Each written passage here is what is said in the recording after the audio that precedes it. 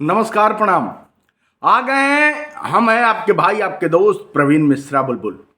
ठंड बहुत बढ़ गई है। आप लोग सबसे पहले घर में रहिए और हैप्पी क्रिसमस। आज क्रिसमस डे है, तो सभी लोग सबसे पहले आप सभी लोग यीशु मसीह का वंदन कीजिए, अभिनंदन कीजिए, क्योंकि आज यीशु मसीह का जन्मदिन है। चलिए, आज एक जो आदेश आ रहा है वह आपको सुनाएंगे। बता दें कि बिहार में सभी कोटि के शिक्षकों को, वह चाहे निकाय के शिक्षक हों या विशिष्ट शिक्षक जो निकाय से वर्षों से 20 साल 22 साल रहे साथ में, और वे लोग मामूली परीक्षा देकर विशिष्ट बन गए, वे हों, या निकाय में ही रहे और प्रधान शिक्षक बन गए, वे हों, या टीआरई 1 टीआरई 2 के हों, या नियमित हों, या सभी प्रकार के शिक्षकों को एक बड़ा आदेश बिहार सरकार के शिक्षा विभाग ने जारी कर दिया है। बता दें कि राज्य के 81,000 स्कूलों के सभी कोटि के करीब 6 लाख शिक्षकों को अपनी चल और अचल संपत्ति का ब्यौरा देना होगा। इसके बाद ही उन्हें जनवरी का वेतन मिलेगा। संपत्ति का ब्यौरा नहीं देने वालों का वेतन रोका जाएगा। जिन कोटि के शिक्षकों को संपत्ति का ब्यौरा देना है उनमें प्रधानाध्यापक, विशिष्ट शिक्षक, विद्यालय अध्यापक एवं नियोजित शामिल हैं। बता दें कि प्रारंभिक से लेकर उच्च माध्यमिक स्कूलों के सभी शिक्षक इसके दायरे में हैं। शिक्षकों को संपत्ति तथा दायित्वों की विवरणी A4 साइज के सादे कागज पर देना है। वह कंप्यूटर टंकित होगा। संबंधित अनुलग्नक के साथ विवरणी 3 पृष्ठों का होगा।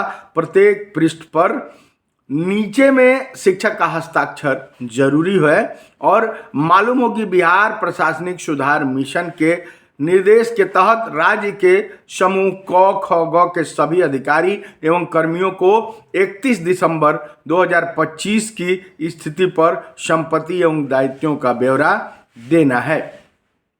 पहले नियोजित शिक्षकों को संपत्ति का ब्यौरा नहीं देना पड़ता था। नियोजित शिक्षकों को सक्षमता परीक्षा यानी मामूली परीक्षा के आधार पर राज्यकर्मी का दर्जा मिल गया है, इसलिए इनके लिए भी संपत्ति का ब्यौरा देना अनिवार्य किया गया है।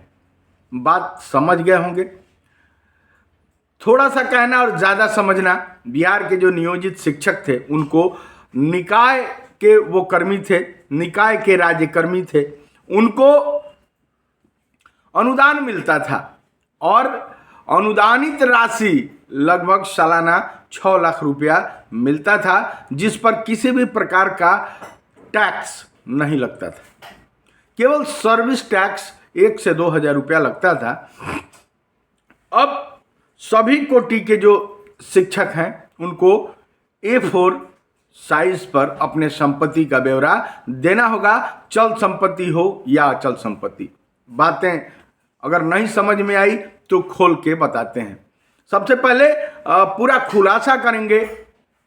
सभी जितने निकाय के राज्यकर्मी हैं, जितने नियोजित शिक्षक हैं, जितने विशिष्ट शिक्षक हैं, जितने टीआरई 1 टीआरई 2 के जितने शिक्षक हैं, या जो वर्षों से नियोजित रहे और अनुभव के आधार पर उन लोगों ने HT हेड मास्टर नहीं, HT यानी हेड टीचर के परीक्षा में बैठकर उसको ज्वाइनिंग कर लिया, तो उन लोगों के लिए यह अहम खबर है, सबके पास शेयर कर दीजिए।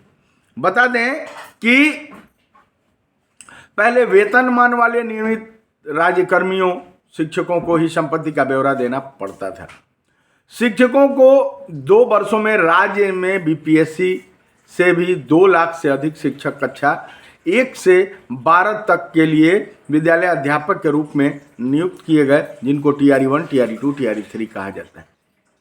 बता दें कि इसके साथ ही लगभग 2.5 लाख नियोजित शिक्षक भी विशिष्ट शिक्षक बन चुके हैं, यानी मामूली परीक्षा देकर। जो बिहार के यशस्वी मुख्यमंत्री नीतीश कुमार बार बार कहते रहे, अभी भी कहते हैं कि बीपीएससी का परीक्षा नहीं देना है, मामूली परीक्षा, क ख ग घ अंग याद है तो घ गायब रहेगा, घ भर देना है।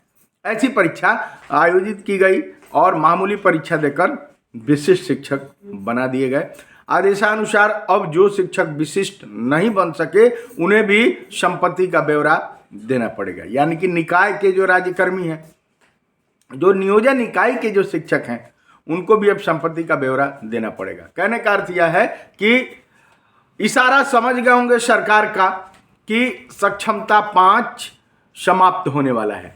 31 दिसंबर से लेकर 9 जनवरी 2026 तक इसका अंतिम तिथि है। जो लोग यह जनवरी में फॉर्म नहीं भरेंगे, नई शिक्षा नीति के अनुसार सभी को राज्यकर्मी बनाकर और तभी शिक्षक के रूप में दिखाना है गजट में। नई शिक्षा नीति के अनुसार सभी शिक्षक राज्यकर्मी होंगे। बात आप इशारा समझ गए होंगे कि अभी तक जो भी निकाय के राज्यकर्मी थे, जो भी नियोजित शिक्षक थे, उनको यह संपत्ति का ब्यौरा नहीं देना रहता था, लेकिन जैसे ही जनवरी आया इस तरह के आदेश आने लगे तो बातें समझने वाले समझ रहे हैं, ना समझे वो अनाड़ी है। फिर से बता दे, समझने वाले समझ रहे हैं, ना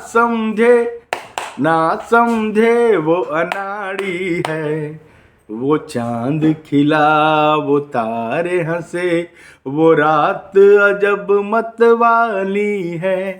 कहने का अर्थ यह है कि सरकार ने बिगुल बजा दिया और सभी बिहार के जितने शिक्षक हैं, नई शिक्षा नीति में सभी राज्यकर्मी होंगे, सभी को संपत्ति का ब्यौरा देना होगा और जो निकाय के राज्यकर्मी हैं वो बहुत ही खुशनसीब साबित होने वाले हैं, क्योंकि नियमित के बाद अगर सहायक शिक्षक सबसे कोई खुशनसीब होगा तो वह निकाय के नियोजित शिक्षक यानी निकाय के राज्यकर्मी होंगे।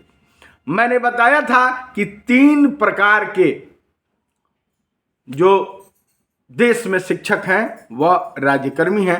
पहला जो सहायक शिक्षक हैं, यानी जो बिहार के सहायक शिक्षक। राज्यकर्मी की बात अगर हम कह दें, केंद्रीय कर्मी की बात करें तो केंद्र में काम करने वाले सभी शिक्षक केंद्रीय कर्मी हैं, वहीं केंद्र के राज्यकर्मी उनको कहा जाता है। दूसरी तरफ राज्य के जितने कर्मचारी हैं वह राज्यकर्मी हैं और पंचायत या जो भी निकाय के शिक्षक हैं वह निकाय के नियोजन इकाई के राज्यकर्मी हैं, जिनको बिहार में 2015 में ग्रेड पे 2000 का तथा वेतनमान मिला। वह वेतनमान इसे मुख्यमंत्री नीतीश कुमार ने घोषणा किया और उस समय नीतीश कुमार के ही यशस्वी मुख्यमंत्री नीतीश कुमार के ही चहेते जीतन राम मांझी कुछ दिन के लिए मुख्यमंत्री बने थे। उन्होंने घोषणा कर दी कि जो निकाय के शिक्षक हैं, जो नियोजित शिक्षक हैं और उनका लगातार जो संघर्ष जारी है कि एक ही मांग वेतनमान, उनको वेतनमान 5200 से लेकर और 20,200 का निकाय के शिक्षकों को वेतनमान दे दी जाए।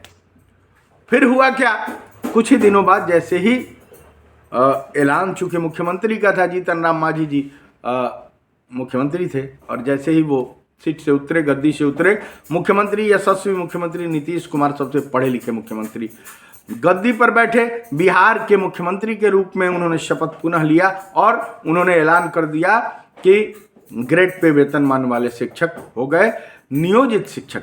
अब नियोजित शिक्षकों को तब से ग्रेड पे वेतनमान मिलता आ रहा है। उसी के हिसाब से महंगाई भत्ता भी राज्य का जो भी राज्यकर्मी होते हैं उनके हिसाब से उनको मिलता है। पहले केंद्र में जो महंगाई भत्ता लागू होगा वही इन तमाम निकाय के राज्यकर्मियों यानी निकाय के शिक्षकों को भी लागू होता है। अब नई शिक्षा नीति का मैंने बार बार बात कहा कि 3 तरह के जो राज्यकर्मी हैं उनको यह फायदा मिलने वाला है कि सभी लोग एकदम एक सिरे से, जो देश के में नई शिक्षा नीति आएगी सभी लोग राज्यकर्मी होंगे, निकाय के जो शिक्षक हैं वह सबसे खुशनसीब होंगे।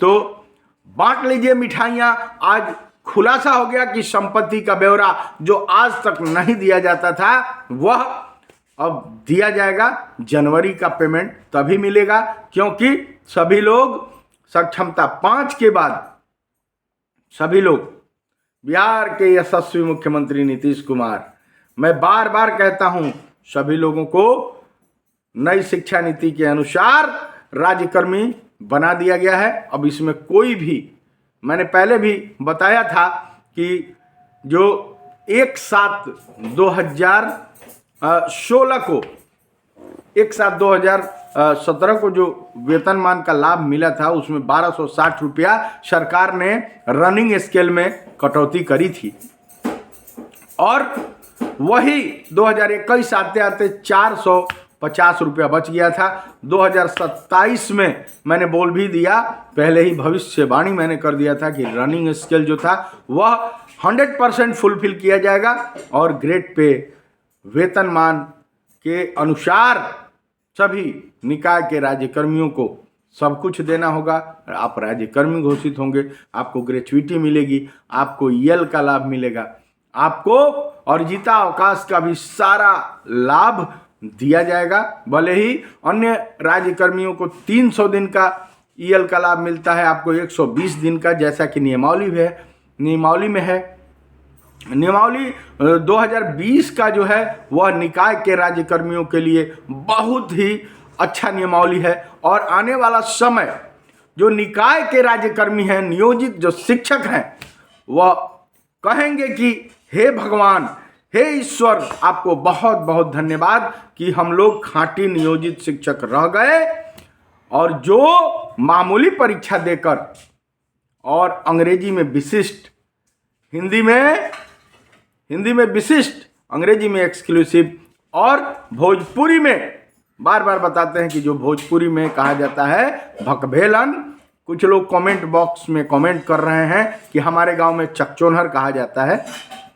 जो कहिए, मतलब कहने का कि जो विशिष्ट बन गए, बिहार के यशस्वी मुख्यमंत्री जो कहते हैं बार बार मामूली परीक्षा लेकर उनका ग्रेड पे वेतनमान, नियोजन इकाई जैसा प्रोटेक्शन, माँ का आंचल, कवच कुंडल चला गया, ग्रेच्युइटी चला गया और वे पछताएंगे।